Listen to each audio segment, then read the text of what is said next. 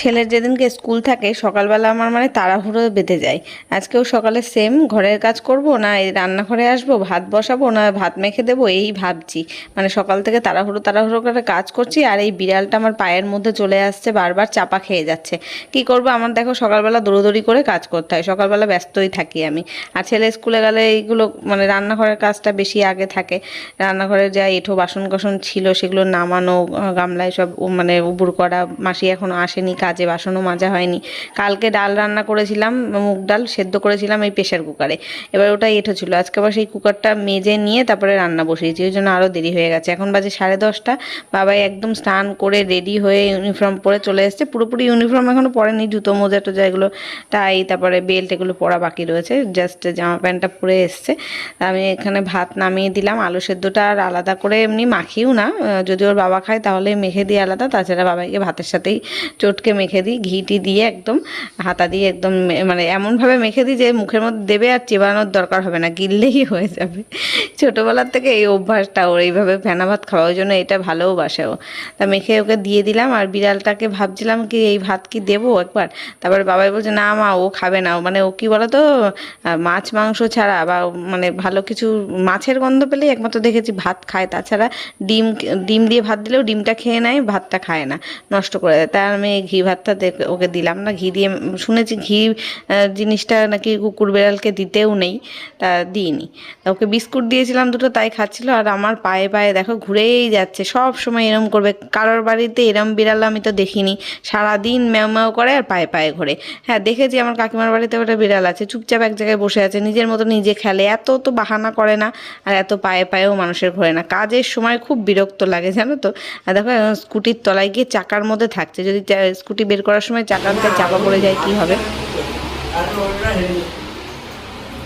আয় আয় আয় এনে আয় আয় আয় আয় আয় আয়, এই যে এই যে, হ্যাঁ হ্যাঁ হ্যাঁ হ্যাঁ,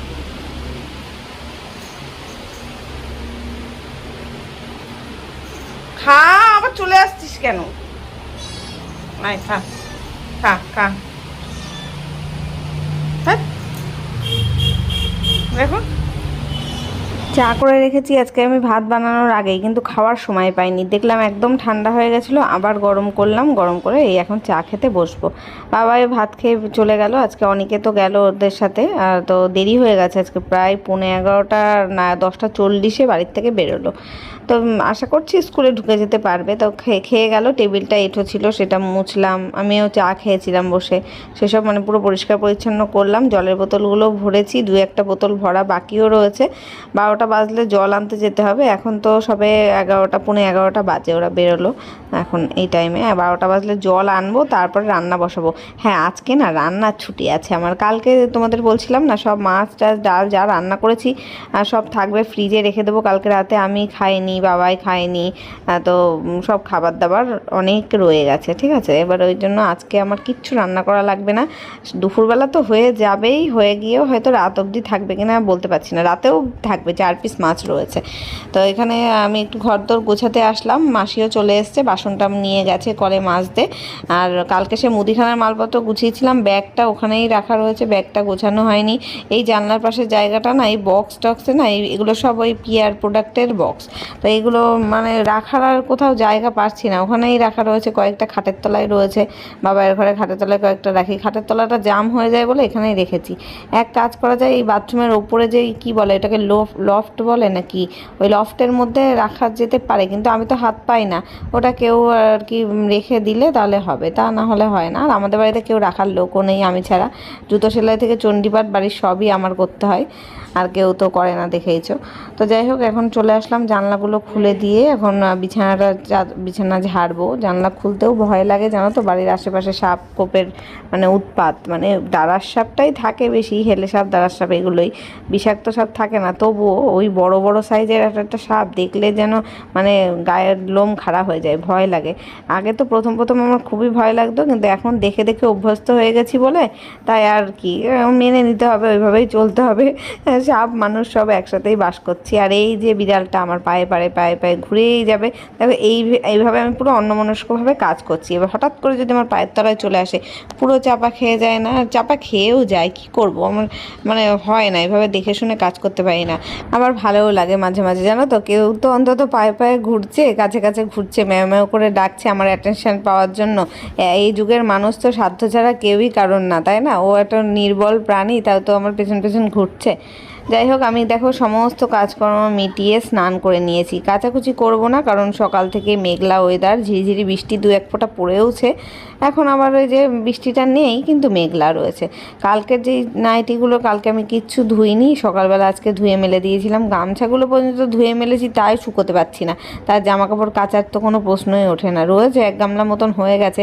বর্ষাকালে বেশি হয়, জানো তো, বাবাই খেলতে যায় বিকেলবেলা, তারপরে স্কুলে যায়, কাদা ছিটে যায় প্যান্ট জামাতে, ইউনিফর্মে, সেগুলো সব কাচতে হবে। তা এখন অসুবিধা নেই, 2-3 সেট করে হয়ে গেছে। জামা তো 2-3টে রয়েছে, প্যান্ট 2 সেট রয়েছে, হয়ে গেছে। ওই জন্য একটা না কাচলেও অসুবিধা নেই। আগামীকাল আবার স্কুল যাবে না, বুধবার রয়েছে, বুধবারে সকালে পড়া থাকে, বিকেলবেলা 3টে 3:30 থেকে পড়া থাকে, ওই জন্য কালকে আর স্কুল পাঠাবো না, ওই জন্য অতটা চাপ নেই। আগামীকাল যদি রোদ ওঠে তাহলে কাচবো। তো আমি এখন স্নান করে নিলাম, গাছে ফুল রয়েছে সেগুলো তুলতে হবে। ঠাকুরের বাসন মেজেছিলাম, ফুলটা তোলা হয়নি। এই কদিন ধরে আবার গাছে বলছি, মানে গেটে তালা মারা হচ্ছে না। আমি পুজো দিতে পারছিলাম না বলে ফুল তুলছিলাম না, ওই জন্য গেটে আর তালা মারিনি। ভাবলাম থাক, যায় কটা ফুল আছে সে কটাই ওরা পুজো দেবে, ওর বাবা পুজো দেবে খুনি। তা আমি এখন পুজো দিচ্ছি, ওই জন্য আবার মানে ফুলটা ঠিক মতন না হলে আবার হচ্ছে না, কি জানি ফুল ফুটছে না নাকি চুরি হয়ে যাচ্ছে, বুঝতে পারছি না। স্নান পুজো দেওয়া সমস্ত কিছু কমপ্লিট, আর এখন যাবো শুধু একটু ভাত বসাবো গরম গরম। আর ফ্রিজ থেকে সব বের করতে হবে, বের করে রেখে যায়নি কেন বলো তো, বিড়ালটা রয়েছে না ঘরের মধ্যে, যে বলা যায় না মুখ টুক দিয়ে দিতে পারে। ভাতও রয়েছে খানিকটা, কিন্তু সবার হবে না, একজনের ভাত হয়ে আর একটু বেশি রয়েছে, সবার তো হবে না, ওই জন্য ভাত আবার চাল ভিজিয়ে রেখেছি, সেগুলো করবো। ভাতটা শুধু করবো, তার আবার একসাথে বের করা যাবে না। আর এই বিড়ালটা খেয়ে দিয়ে কোনো কাজ নেই, সব সময় ডেকে যাবে, সব সময়।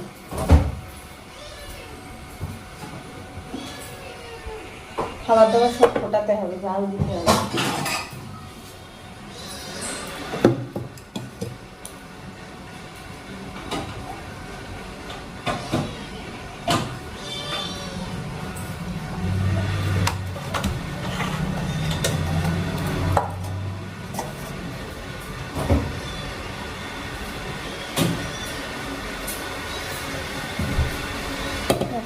সব বের করে নিলাম, সব বের করে নিয়েছি খাবার দাবার, ভাতটা বসিয়ে দিই। ভেবেছিলাম 12টা বাজলে জল আনবো, তা সে ভুলেই গেছি। এখন ভাত বসাতে গিয়ে দেখছি 1 বোতলও জল নেই। আবার গেলাম 3 বোতল জল নিয়ে এসেছি। বাবাই বাড়িতে থাকলে তাও এনে দিত, তো নেই।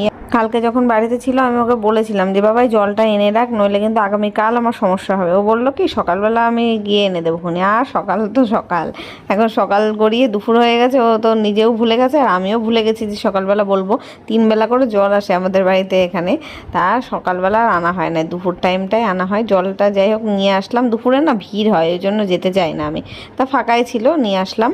গামলায় করে ভাত বসালাম, কারণ হাঁড়িটা এঁঠো রয়েছে, হাঁড়ির মধ্যে যেইটুকুনি ভাত আছে সেটা আবার ফুটাতে হবে, ওই জন্য গামলায় করে অল্প করে বসাচ্ছি। যদি রাতে আবার লাগে ভাত তখন একটু করে নেব, মনে হয় লাগবে না, যা করেছি এখন 2 বেলা ধরে হয়ে যাবে। বিড়ালটা ম্যাও করছিল, ওকে আবার একটু বিস্কুট খেতে দিলাম ওখানে। আর এই যে এখন প্রায় কটা বাজে, 2টো বাজে, খেতে বসলাম। আমি রান্নাবান্না করে নিয়ে এডিট করছিলাম, এতক্ষণ এডিট করে ভিডিওটা আপলোড করে তারপরে এখন ভাত খেয়ে নিলাম। বাবা এখনও আসেনি, ওই আসবে এখনই, ওর ছুটি হয়েছিল 3:20-তে, তারপরে ওকে খেয়ে দিয়ে গিয়ে ওর বাবা নিয়ে এসেছিলো গিয়ে। তো এখন এই যে গুড ইভিনিং, সন্ধেবেলা আমি চা বসিয়েছি, চা মানে আর কি খেতে বসেও গেছি আজকে। বাবাই গেছে প্র্যাকটিসে, এখনও আসেনি, ওই 6:30টার দিকে চলে আসবে।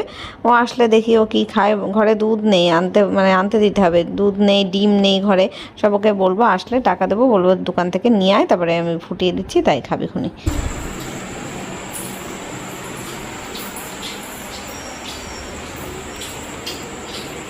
এই যে একে দিয়েছি মাছ দিয়ে আর মাংস দিয়ে খেতে দিয়েছি, মাছ মাংসগুলো খেয়ে নিচ্ছে ওপর থেকে, আর ভাতগুলো রেখে দিচ্ছে। এখন বাজে 10টা, 10:45 মতন বাজে। বাবাই খেয়ে নিচ্ছে, ওর ঘুম পেয়ে গেছে, প্র্যাকটিসে গেছিলো তো, ওই জন্য ওর ঘুম পেয়ে গেছে, তাড়াতাড়ি খেয়ে নি। তো আমি রান্নাবান্না কিছুই করিনি, দেখেছো দিদিভাইরা দুপুরবেলা কচুর শাক, মাছের মাথা দিয়ে কচুর শাক আর মাংস দিয়েছিল। বাবাইকে এখন ওই মুড়ি ঘন্ট ডাল আর মাংস দিয়ে খেতে দিলাম। মাছ এখনও রয়েছে, দু পিস মাছ রয়েছে এখনো কালকের। আজকে আর আমি কিছু দিইনি ওদের, যেহেতু বাসি জিনিস আর কিছু দিইনি এই কারণে। চলো আমরা এখন একটু ফোনে একটা ব্লগ দেখছিলাম, বাবা আর আমি ও খাচ্ছিল, খেতে খেতে দেখছিলাম, দেখতে গিয়ে আমি ভিডিওটা বানালাম। চলো পরে গুড মর্নিং। কালকে আর পরে আসবো বলে আর আসা হয়নি, ভুলেই গেছিলাম যে ব্লগটা চলছে, শেষ করতে হবে। অনলাইন থেকে একটা জিনিস কিনেছিলাম, একটা ড্রেস কিনেছি, সেটা তোমাদের দেখাবো, তো ভুলেই গেছি। অনেক দিন আগেই চলে এসছে, আমি মিশো থেকে অর্ডার দিয়েছিলাম ড্রেসটা, সেই জামা ষষ্ঠীর সময় অর্ডার দিয়েছিলাম, মানে এসে গেছে অনেক দিন আগেই, আমি ভুলেই গেছিলাম, শোকেসের মধ্যে রেখে দিয়েছি যে তোমাদের দেখাবো। তো আজকে বললাম ওটা দেখিয়েই ব্লগটা শেষ করি। তো এই হচ্ছে দুটো ড্রেস বলতে এটা হচ্ছে একটা স্কার্ট, এটা টপ। স্কার্ট টপ খুব একটা আমার পরা হয় না, ভেবেছিলাম ঘুরতে টুরতে যাবো যখন কোথাও তখন পরবো, কিন্তু এটা এমন নিয়েছি এখানেও পরা যাবে, অসুবিধা নেই। তো চলো আগে স্কার্টটাই দেখাই। কালারটা আমার খুবই পছন্দ হয়েছিল, মনে হচ্ছে না এইভাবে ক্যামেরায় দেখা যাচ্ছে না, দাঁড়া ক্যামেরাটা অন্য কোথাও বসাই, এবার বোধহয় ঠিক আছে এখানে, তাই না? তো এই হচ্ছে স্কার্টটা, পুরো লং আছে, লংয়ের মধ্যে আছে, প্রিন্টটাও বেশ সুন্দর। আমার তো পুরো লং হচ্ছে, অ্যাঙ্কেল লেন্থ পর্যন্তই আসছে, সুন্দর আছে। আর এর সাথে রয়েছে একটা টপ, এর সাথে নেই, আমি আলাদাভাবেই কিনেছি।